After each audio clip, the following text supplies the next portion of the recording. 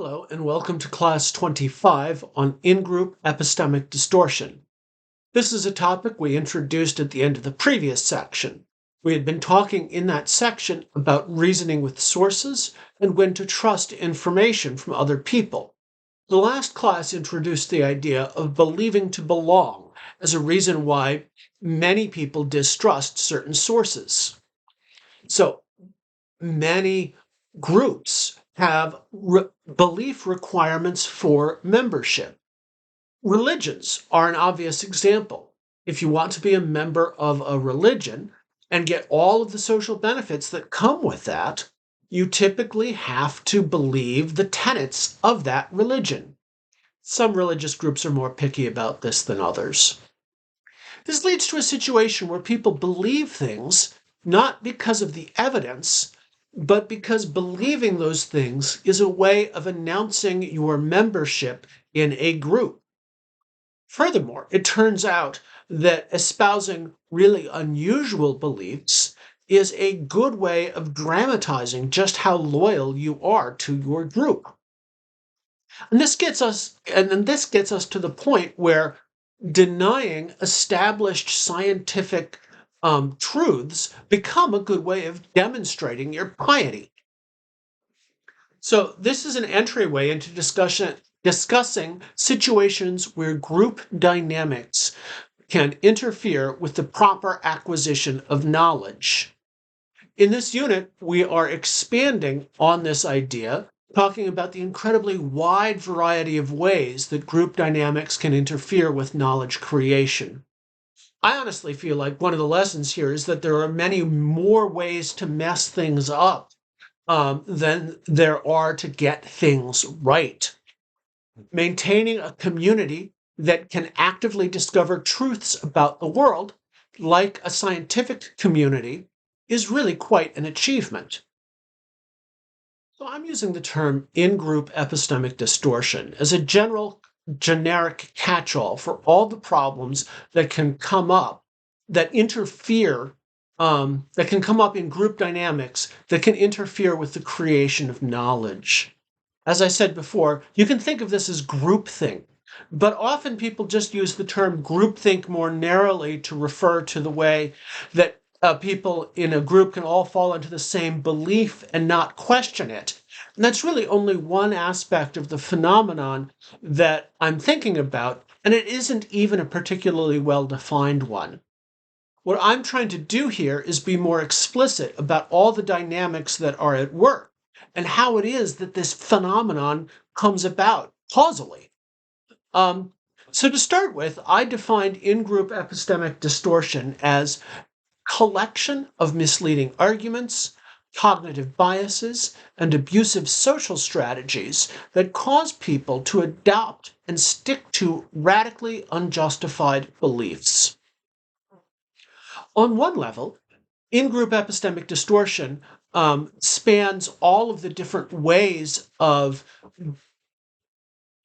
researching critical thinking that we have been talking about this semester. So I talk about misleading arguments, which is the classical philosophical approach, cognitive biases, which is what we get from psychology, and then abusive social strategies, which is social epistemology. But on a deeper level, everything we are doing now is social epistemology, because everything is about the dynamics of groups and how that can either facilitate or hinder acquiring knowledge. So this again is the diagram I use to represent the different aspects of in-group epistemic distortion. And all these lines are coming together because I want to emphasize ultimately that all these things interact, reinforce each other to create in-groups that have radically false beliefs. So some of these things are things we've already discussed, right? Confirmation bias is something that came up really early on, class 4. This is a cognitive bias. And in a sense, it's an individual thing because each of us as individuals have a tendency to seek out information that reinforces our existing beliefs. and ignore evidence that goes against it. But when you put this at a group level, things get much more um, uh, crazy, right? Because suddenly you have a group of people, all of whom are feeding in information that confirms their internal beliefs and pushing you away from information that disconfirms the group's beliefs. Identity protective cognition is something that came up in the in class 16. I'm just using this as a generic term for when you ignore evidence or arguments that challenge your sense of self.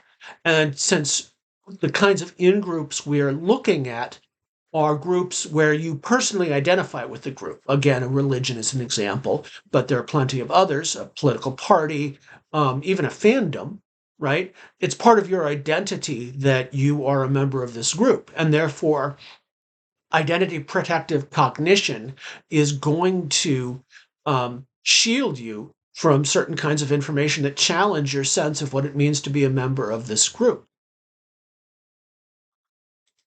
We talked about testimonial injustice in class 20. This is the way that prejudices against certain groups can lead us to discount their testimonies about, for instance, things that happened to them.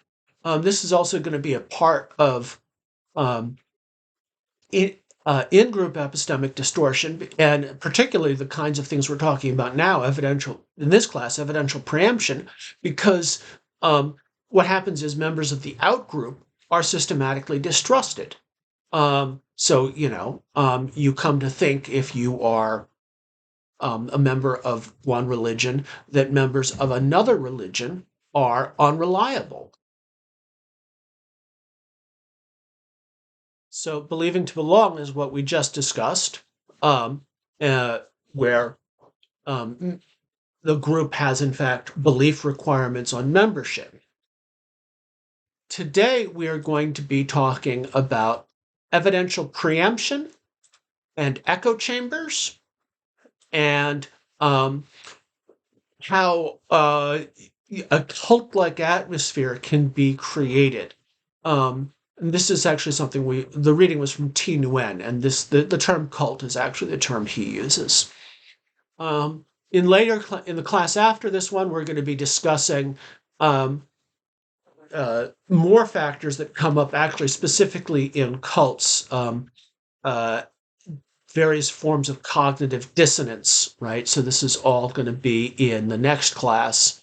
And then the genuinely abusive tactics, things like gaslighting, harassment, outgroup slander, also propaganda and the systematic use of doubt as a weapon of propaganda. All of these will be factors in the last two classes.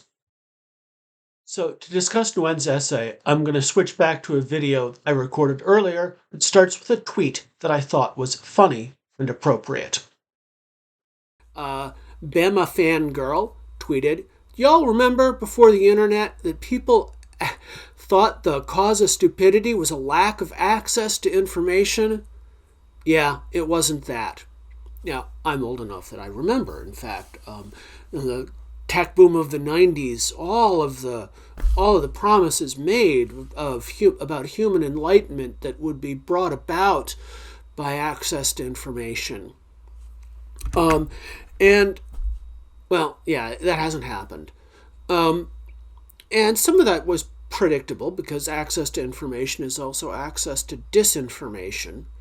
But it turns out that, well, simply trying to promulgate the tools of distinguishing information from disinformation haven't been adequate, because we don't really understand why people are drawn to disinformation unless we use the tools of social epistemology.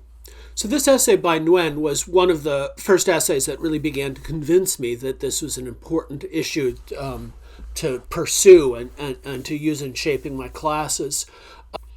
So in this video, I'm going to be talking about the difference between epistemic bubbles and echo chambers and outlining Nguyen's main argument that our current problems are caused by echo chambers and not epistemic bubbles. Another thing I'm going to be doing is, in this video, is discussing how to tell if you are in an echo chamber and looking critically at some of Nguyen's thoughts on how people can get out of echo chambers.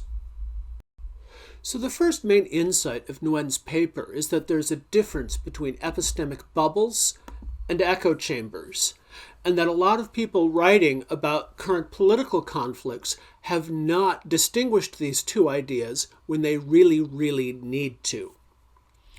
Basically, an epistemic bubble is a situation where a person holds a false belief because they don't come into contact with opposing viewpoints or information that contradict their views.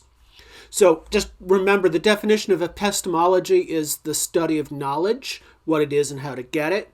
We've been talking about social epistemology, so that's the study of how in groups we acquire knowledge or fail to acquire knowledge. So an epistemic bubble is a knowledge bubble, an information bubble.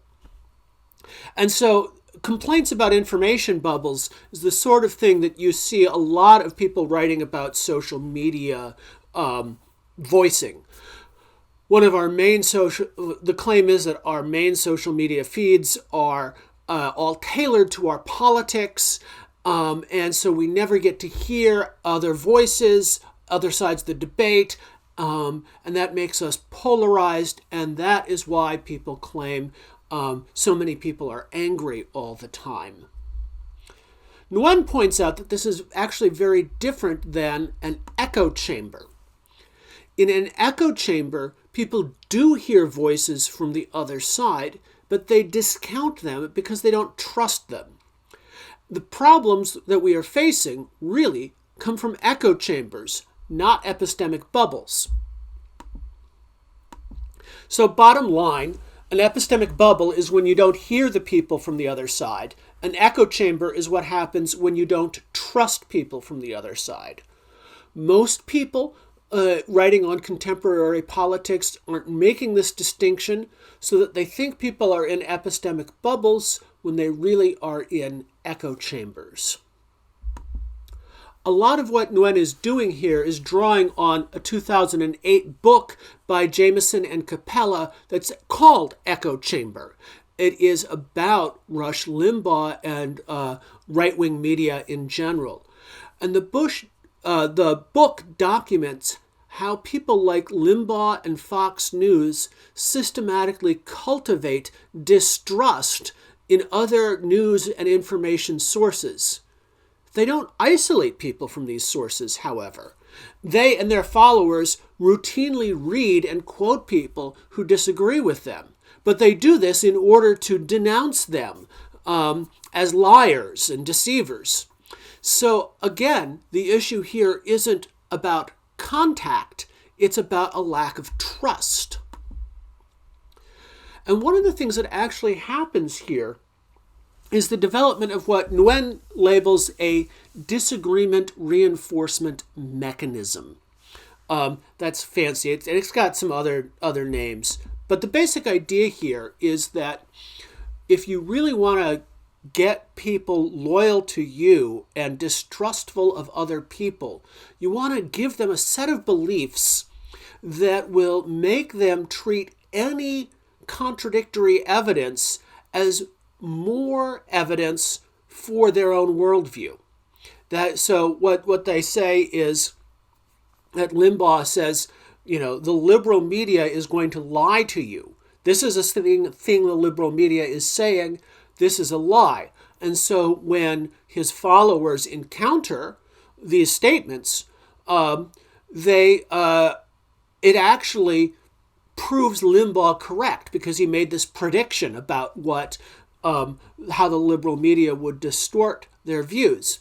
And this is something that actually, this kind of reinforcement mechanism is something that you see all over the place. So you can imagine members of a religious group. In fact, many religious groups will warn their members about outsiders who are trying to tempt them or undermine their faith. Sometimes this process is called evidential preemption. You are essentially trying to inoculate your followers against the negative evidence that they are going to encounter in the world. And social psychology tells us that there are all sorts of mechanisms that people have that cause them to double down on their current beliefs in the face of negative evidence. Because after all, encountering negative evidence, admitting you're wrong is painful. So rather than admit you're wrong, you double down on your false beliefs. And then disagreement reinforcement mechanisms are tools that you can use to win loyalty by exploiting these features of people's psychology. Sometimes I should say Nguyen links this to cults. I actually don't like the language of cult. I think there are abusive things that happen in religious contexts, but they are just as likely to happen in mainline religions as they are in new emerging religions and religions that seem odd to mainline people.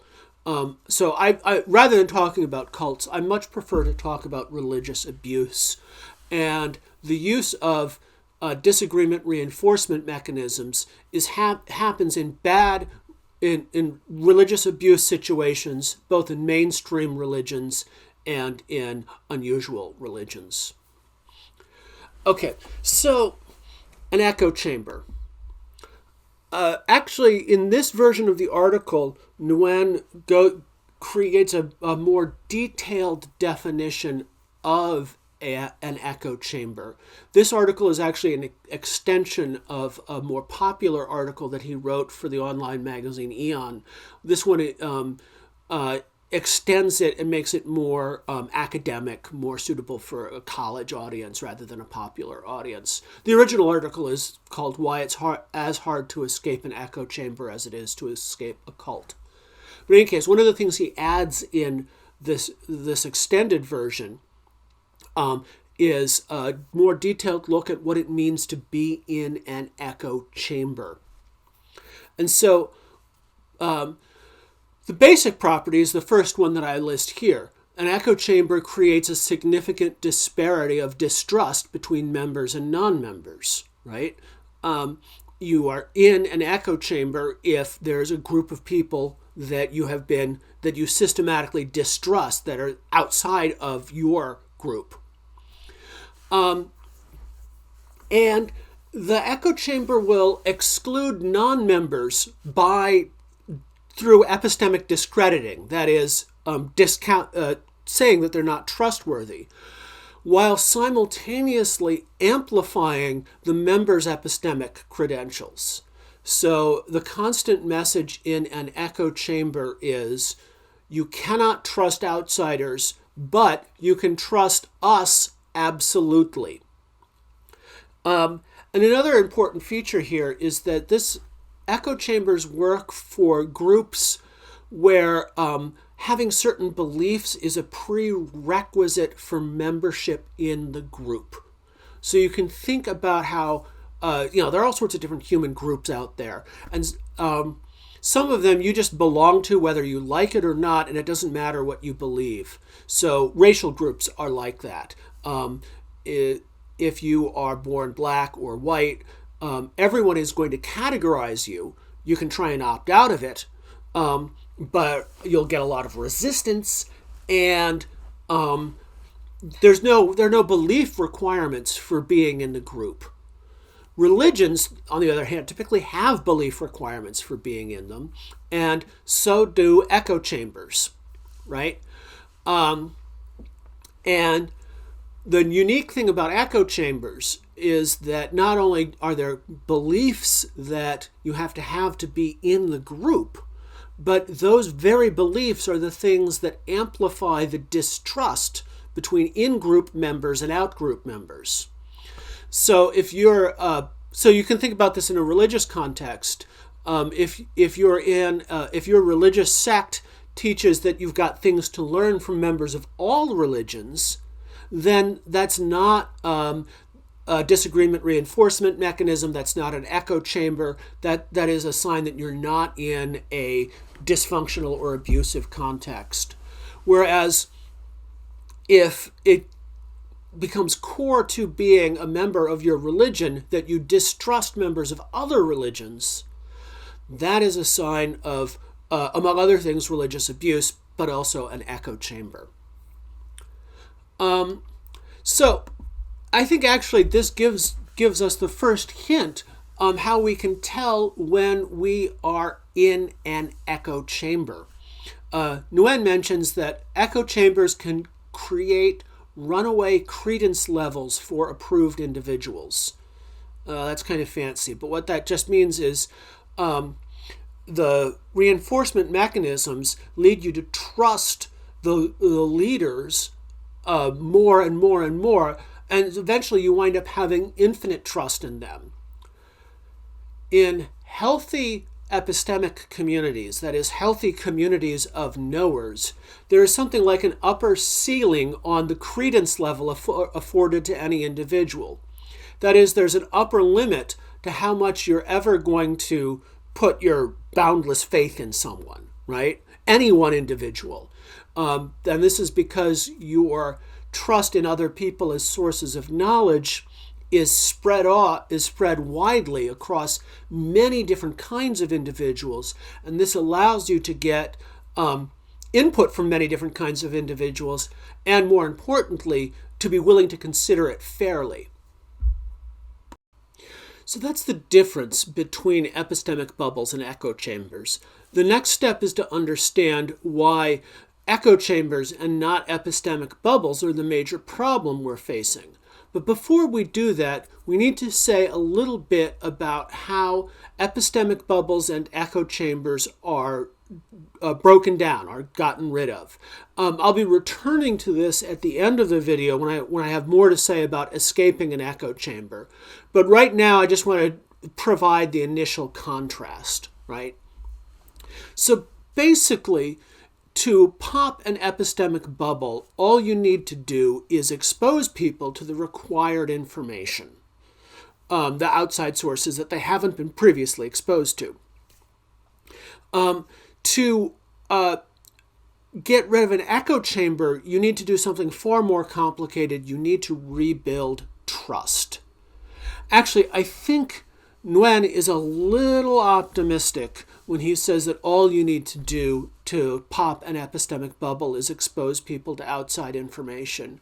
Because there are things that are not a part of echo chambers that keep us clinging to false beliefs that we've already established. And the big one here is just confirmation bias. So you are going to be subject to confirmation bias even if you're not in an echo chamber, right? Confirmation bias is just your tendency to ignore evidence that doesn't fit with what you already believe.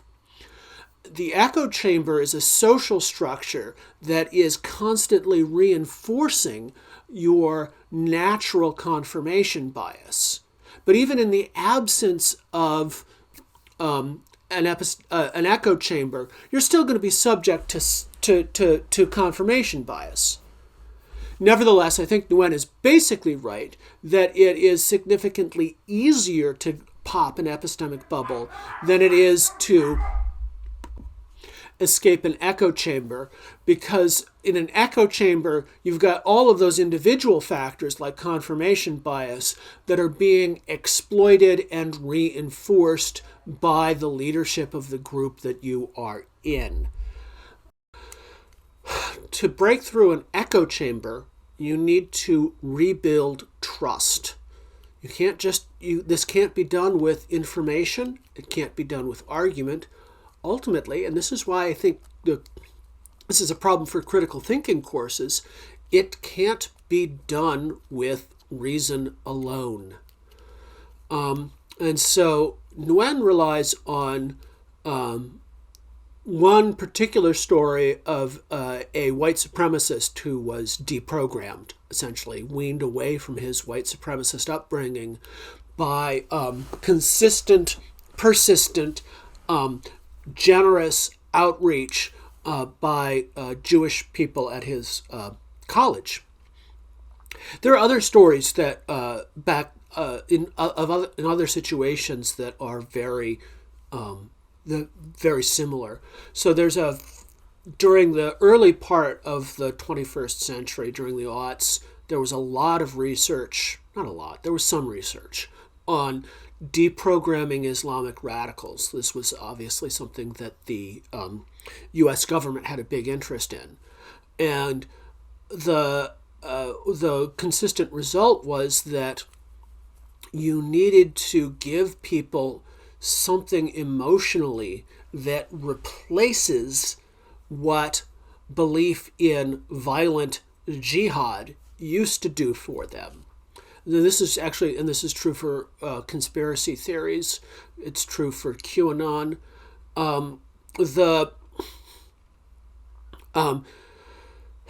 You need to address why people are drawn into these radical beliefs and social structures, right? So you need to rebuild trust, and that is hard. So epistemic bubbles are easier to pop than echo chambers. Why do we think our current problems are caused by echo chambers? Well, actually, all of the stuff that that Nguyen used to introduce the idea of echo chambers applies right away here, right? Rush Limbaugh has been or was a major political figure for decades, and he still exerts a big influence after his death. But all the stuff we heard from Jameson and Capella tells us that Limbaugh's followers regularly read but do not accept liberal news sources. So if the problem were merely an epistemic bubble, plus perhaps some confirmation bias, that would have been collapsed. But that's not what we see. And what Jameson and Capella observed for Limbaugh has been observed on other platforms as well, right? So new Facebook data, in fact, does seem to show that people on Facebook do see information from the other side. And people often visit websites with an opposite political affiliation. And there's a citation to that that I've got here that you can click on if you download the PowerPoint.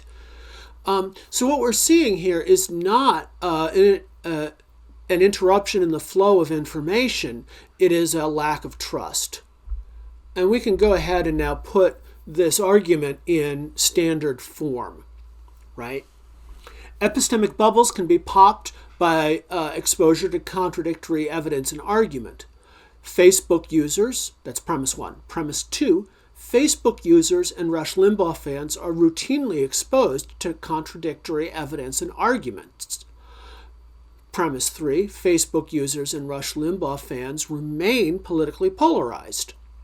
Conclusion, Facebook users and Rush Limbaugh fans are not trapped in epistemic bubbles. There must be something else going on, and that is the echo chamber. So, echo chambers do a better job than epistemic bubbles of explaining why so many people seem to have become irrational and ignore evidence, right? In fact, people in echo chambers are using critical reasoning. They just have distorted standards of who to trust. So I've given examples in the past where it looks like people are making crazy inferences. For instance, I talked about the QAnon followers who believed that they were exposed to anthrax. But this is actually an example of the use of critical reasoning if you recognize that they are completely wedded to the premise that COVID is fake, right? So the problem is not a failure to reason, but bad relationships of trust that then distort the process of reasoning. And there's another point that Nguyen makes that I think is worth thinking about. Echo chambers don't use Orwellian doublespeak.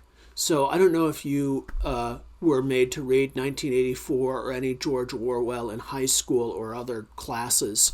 I recommend that you do. It's great stuff. Orwell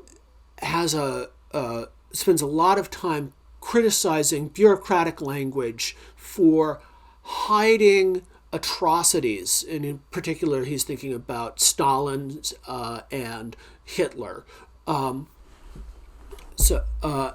Hiding atrocities behind nice words, right? Orwellian doublespeak. But we don't see Orwellian doublespeak in the current environment coming from the radicalized sources. The radicalized sources state clearly who can be trusted and who can't. And so in the past, I've used Orwell in this course, and I've talked about how a lot of the language around immigrant detention is examples of Orwellian doublespeak. But I don't believe that is the problem when we are looking at vaccine denial or QAnon or similar right-wing movements.